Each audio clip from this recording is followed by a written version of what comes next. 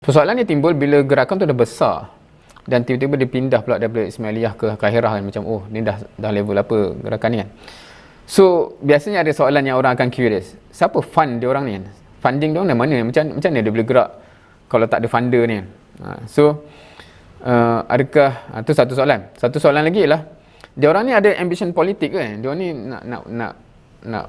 nak rebut kuasa ke, nak dapat apa benda kan? So adakah dia orang ni apa yang dia gerak ni ada kepentingan politik? Kemudian ada satu soalan lain. Ni kita listkan soalan dulu sebelum jawapan dia.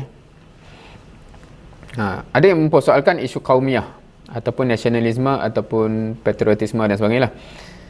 Kan? Ikhwan ni menasabkan diri dia dan affiliate dengan kaum mana